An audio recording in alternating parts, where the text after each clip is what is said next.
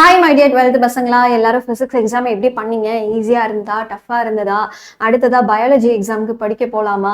ஏன்னா எப்பவுமே இந்த பயாலஜி எக்ஸாம் கடைசியில வர்றதுனாலையும் இவ்வளோ நாளும் நம்ம நிறைய எக்ஸாம்ஸ் எல்லாம் எழுதிருப்போம். தமிழ் இங்கிலீஷ் பெருசா தெரிஞ்சிருக்காது. எப்ப இந்த மெயின் சப்ஜெக்ட்ஸ் வரமோ, மேக்ஸ், பிசிக்ஸ், கெமிஸ்ட்ரி எல்லாம் முடிக்கிறதுக்குள்ள ஒரு வழி ஆயிட்டு பயாலஜி எக்ஸாம்னு வரும்போது நம்மளோட பேட்டரி ரொம்ப ரொம்ப லோ பவர்ல இருக்கும். கரெக்டா? அதுவும் இல்லாம இதுதான் லாஸ்ட் எக்ஸாம் அப்படிங்கறதுனால லாஸ்ட் எக்ஸாம் தானே, எப்படி பண்ணா என்ன அப்படிங்கிற ஒரு நினைப்பு நம்மளுக்கே ஆட்டோமேட்டிக்கா வந்துடும். ஏன்னா அவ்வளோ டயர்டா இருப்போம் இந்த எக்ஸாம்ஸ் எல்லாம் எழுதி எழுதி. கரெக்டா? ஸோ இந்த பயாலஜி எக்ஸாமுக்கு அதுவும் இல்லாம 2 நாள் தான் இருக்கு. படிக்கிறது ரொம்ப கஷ்டம் தான், எனக்கு புரியுது. ஆனாலும் நம்மளோட பெஸ்ட் நம்ம கொடுக்கலாம். சரியா? இந்த வீடியோல நான் சொல்லக்கூடிய இம்பார்ட்டன்ட் கொஸ்டின்ஸ் எல்லாத்தையுமே படிச்சு முடிக்கணும்னு அவசியம் இல்லை. ஏன் சொல்றேன்னா, இது ஒரு தொலைநோக்கு பார்வையோட தான் நான் இந்த வீடியோவை எடுக்கிறேன், இந்த கொஸ்டின்ஸை கொடுக்குறேன். ஏன்னா இதே கொஸ்டின்ஸை தான் நான் திரும்பவும் பப்ளிக் எக்ஸாமுக்கும் கொடுக்க போறேன். பப்ளிக் எக்ஸாமுக்கும் இதே தான் இம்பார்ட்டன்ட் கொஸ்டின்ஸ். ஸோ ஒரு 10 சாப்டர் நீங்க தெளிவா படிச்சீங்கன்னா கூட போதும். எல்லாத்தையும் இதே எக்ஸாமுக்கு படிச்சு முடிக்கணும் அப்படின்னு அவசியம் கிடையாது. அவ்வளோ ப்ரெஷரை போட்டுக்காதீங்க. ஒன்று புக் பேக்கை மட்டும் தெளிவா முடிங்க, இல்லை புக் பேக்கும் புக்கின் சைடும் தெளிவா முடிங்க. ஸோ ஏதோ ஒரு விஷயத்த தெளிவா பண்ணுங்க. எல்லாத்தையும் அங்க ஒரு கால் இங்க ஒரு கால் வைக்காதீங்க. கண்டிப்பா 2 நாள்ல எல்லாத்தையும் படிச்சு முடிக்கிறது கஷ்டமா தான் இருக்கும், எனக்கு புரியுது. ஆனா நான் கொடுக்குற கொஸ்டின்ஸை படிச்சு முடிச்சிருங்க. சரியா? இப்போ நான் உங்களுக்கு கொடுக்க போற பிடிஎஃப்ல கொடுக்குற கொஷின்ஸ் எல்லாமே பப்ளிக் எக்ஸாமுக்கும் ரொம்ப யூஸ்ஃபுல்லாக இருக்க போகுது. லைவ் செஷன்ஸ்ல நான் எடுக்கக்கூடிய கொஷின்ஸ் எல்லாமே ஹாஃப் இயர்லி எக்ஸாமோட பிவைக்யூஸ், அதாவது போன வருஷம் அதுக்கு முன்னாடி வருஷம்லாம் எந்தெந்த கொஷின்ஸ் எல்லாம் கேட்டிருக்காங்களோ அதை தான் லைவ்ல நான் உனக்கு டிஸ்கஸ் பண்ணி சொல்லி கொடுக்க போறேன். அதனால ரெண்டுமே வேற வேற கொஷின்ஸ் எல்லாம் இல்லை, கிட்டத்தட்ட சேம் கொஷின்ஸ் தான். ஸோ ரெண்டுமே நீ செல்ஃப் ஸ்டடி பண்ணும்போது நான் கொடுக்குற பிடிஎஃப் வச்சு படிக்க ஆரம்பிச்சுக்கலாம். லைவ் செஷன்ல அதுல இருந்து சில கொஷின்ஸை நான் லைவ்லேயே சொல்லி கொடுத்துருவேன், மிச்சத்தை மட்டும் நீ படிக்கிற மாதிரி இருக்கும். ஓகேவா? ஸோ இந்த வீடியோக்குள்ள போலாமா? தயவு செஞ்சு பயப்படாம எவ்வளோ காமா படிக்க முடியுமோ அவ்வளோ காமா படிங்க. எவ்வளோ பெஸ்ட் கொடுக்க முடியுமோ அவ்வளோ கூடு போதும். சரியா? ஸோ இப்போ வீடியோக்குள்ள போயிடலாம். Welcome to Vedantu, this is Asha ma'am here. நம்மளுக்கு ஹாஃப் இயர்லி எக்ஸாம் அப்படின்னு பார்க்கும்போது டே 19 நான் டேவே சேர்த்தலை. ஏன்னா இன்னைக்கு இப்பதான் ஒரு பெரிய எக்ஸாமை முடிச்சுட்டு வந்திருப்போம். உடனே ஒரு பல்கான போர்ஷனை படிக்கிற அளவுக்கு நம்மளுக்கு மனதைரியம் இல்லை. ரொம்ப டயர்டா இருக்கும், எனக்கு புரியுது. அதனால 1 மார்க் மட்டும் தான் படிக்க போறோம். ஸோ வீக் விஸ் தான் இருக்க போகுது. இதுவே டிசம்பர் 20 அப்படின்னு பாத்தீங்கன்னா இட் இஸ் டே 1, 21 டே 2. இந்த 2 நாளும் நம்ம என்ன பண்ண போறோம் அப்படிங்கிற லைவ் பிளான். ஓகே, நான் என்ன பிளான் பண்ணி வச்சிருக்கேன் அண்ட் உங்களுடைய ஸ்டடி பிளான் என்ன, செல்ஃப் ஸ்டடி பண்ணும்போது என்னெல்லாம் பண்ணணும் அப்படிங்கிறது எல்லாம் இந்த வீடியோவில் நான் சொல்கிறேன். அதுக்கு முன்னாடி இந்த சேனலை இன்னும் சப்ஸ்கிரைப் பண்ணல அப்படின்னா சப்ஸ்கிரைப் பண்ணிக்கோங்க. அதே மாதிரி இந்த வீடியோக்கு ஒரு லைக்கை போட்டுருங்க. இப்போ நிறைய பேர் இந்த வருஷம் கடைசி ஆக ஆக தான் நம்மளுக்குள்ள ஒரு பயமே வர ஆரம்பிக்கும். கரெக்டா? ஐயோ இன்னும் 2 மாசம் தான் இருக்கு, இதுக்குள்ள நான் எப்படி இவ்வளோ பெண்டிங் போர்ஷன்ஸா முடிக்கிறது அப்படிங்கிற ஒரு பயம் வரும் இல்லையா? ஸோ எங்க கூட சேர்ந்து லைவ் கிளாஸஸ்ல தீமின்னல்ல சேர்ந்து நீங்க படிக்கலாம். ஸோ இந்த தீமின்னல் அப்படிங்கிறது என்னன்னா ஒரு ஆன்லைன் டியூஷன் மாதிரி தான். லைவா நாங்க உங்களுக்கு சொல்லி கொடுப்போம். ஒருவேளை லைவ் கிளாஸஸ் அட்டென்ட் பண்ண முடியல அப்படின்னாலுமே உனக்கு ரெக்கார்டிங் அவைலபிளா இருக்கும். ஸோ அதை நீங்க எப்ப வேணாலும் பார்த்துக்கலாம். ஸோ இப்போ நீங்க 1999 பே பண்ணீங்கன்னா பப்ளிக் எக்ஸாம் முடிகிற வரைக்கும் அதே ப்ரைஸ் தான். இல்லை மேம் என்னால் லைவ் எல்லாம் அட்டென்ட் பண்ண முடியாது, ஃபுல்லாக வீடியோஸா ஏற்கனவே ரெக்கார்ட் பண்ணி நீங்கள் போட்டு வச்சிருந்தீங்கன்னா பெட்டராக இருக்கும், லைவ் கிளாஸஸ் எனக்கு தேவையில்லை வேண்டாம் அப்படின்னு நினச்சிங்கன்னா முதல்வன் பேட்சஸ் ஜாயின் பண்ணிக்கலாம். இதோட ப்ரைஸ் 999. ஸோ இப்போ புக் இன்சைட் 1 மார்க், அதுவும் பயாலஜியை பொறுத்த வரைக்கும் பயப்படுற ஒரு விஷயமே அதுதான் இல்லையா? புக் இன்சைட் 1 மார்க்ல ஃபுல் மார்க் வாங்குறது ரொம்ப ரொம்ப பெரிய ஒரு போராட்டமாவே இருக்கும். அந்த புக் இன்சைட் 1 மார்க்ல ஃபுல் மார்க் வாங்குறதுக்கு தேவையான எல்லா ப்ராக்டிஸ் கொஷின்ஸையும் நாங்க உங்களுக்கு ஏற்கனவே ரெடி பண்ணி வச்சாச்சு.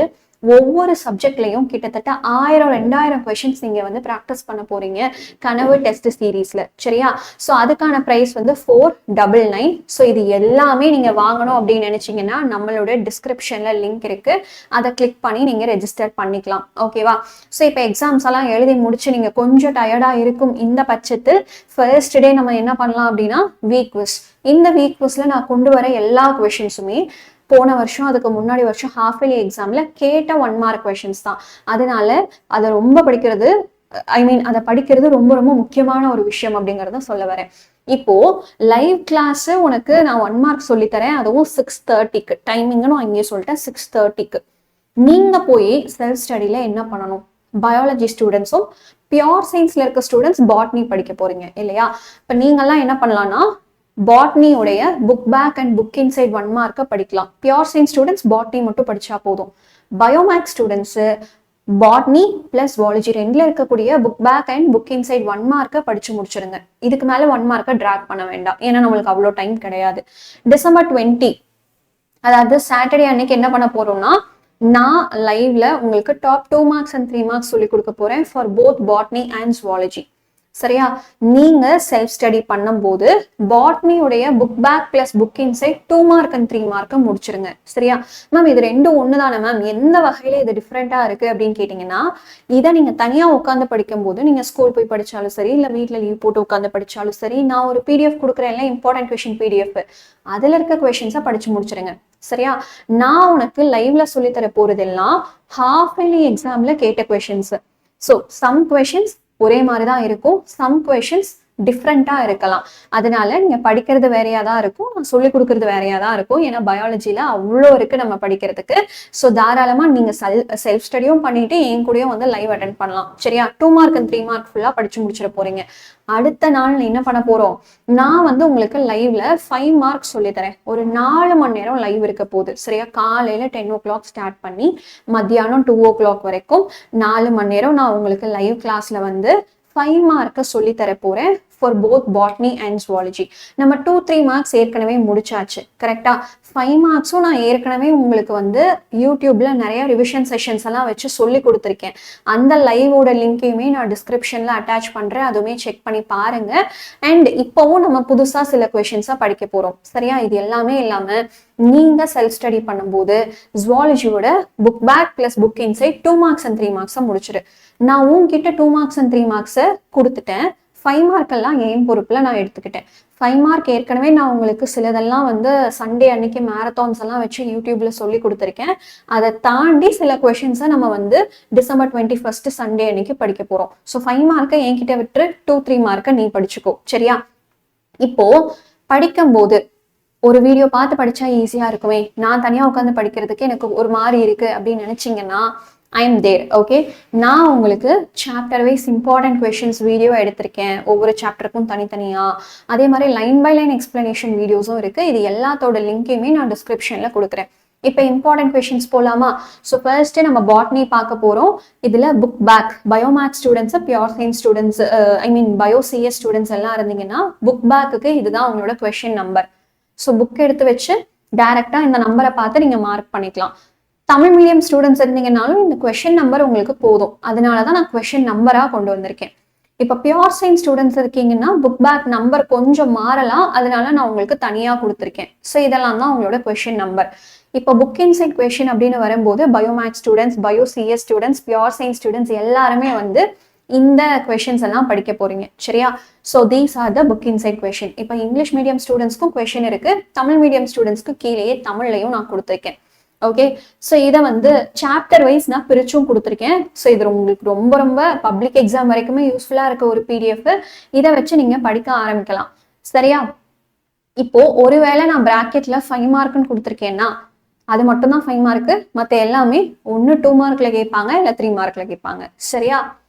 இப்போ அடுத்ததா சாப்டர் 3க்கு கொடுத்துருக்கேன். இங்க பாரு, ஒன்லி பிஎஸ் அப்படின்னு நான் கொடுத்துருக்கேன்னா பயோமேக்ஸ் ஸ்டூடெண்ட்ஸ் அதை படிக்க வேண்டாம், நம்மளுக்கு அது போர்ஷன்ஸ்ல இருக்காது, பியோர் சயின்ஸ் ஸ்டூடெண்ட்ஸ் மட்டும் படிச்சா போதும் அப்படிங்கிறதுக்காக தான் இந்த கொஸ்டின்ஸ் எல்லாம். தோ இது difference between coding and non coding strand, what is capping and tailing, why Arabidopsis a suitable model plant for molecular genetics research, இது எல்லாமே பியோர் சயின்ஸ் ஸ்டூடெண்ட்ஸ் மட்டும் படிக்கக்கூடிய கொஸ்டின்ஸ். சரியா? எஸ், இதே மாதிரி சாப்டர் வைஸா ஒவ்வொன்றுக்கும் நான் பிரிச்சு 5 மார்க் எது, 2 மார்க் எது, 3 மார்க் எதுன்னு நான் உங்களுக்கு கொடுத்துருக்கேன். இங்கிலீஷ்லயும் இருக்கு, தமிழ்லையும் இருக்கு. சரியா? ஓகே, ஸோ இதே மாதிரி பாட்னியோடைய ஆல் சாப்டர்ஸ்க்கு இருக்கு. இந்த பிடிஎஃபோட லிங்கை நான் டிஸ்கிரிப்ஷன்ல கொடுக்குறேன்.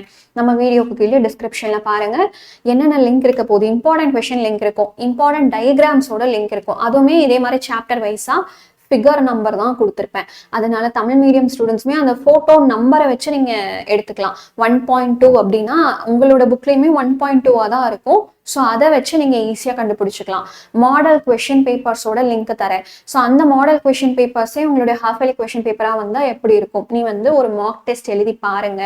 லைன் பை லைன் எக்ஸ்பிளனேஷனோட பிளேலிஸ்ட் லிங்க்கு, சாப்டர் வைஸ் இம்பார்ட்டன்ட் கொஷின்ஸோட பிளேலிஸ்ட் லிங்க்கு எல்லாத்தையுமே நான் டிஸ்கிரிப்ஷனில் கொடுக்குறேன். ஸோ உனக்கு தேவையான எல்லாத்தையுமே இப்போதைக்கு நான் கொடுத்தாச்சு. அதை வச்சு நீங்கள் படிக்க ஆரம்பிக்கலாம். சரியா? இப்போ ஜுவாலஜியோட புக் பேக் கொஷின்ஸோட நம்பர் இங்கே இருக்கு. அதே மாதிரி பியூர் சயின்ஸ்க்கு உங்களுக்கு தேவை இருக்காது. புக் இன்சைட் கொஷின்ஸோட சாப்டர் வைஸ் கொஷின்ஸ் இங்கே இருக்கு.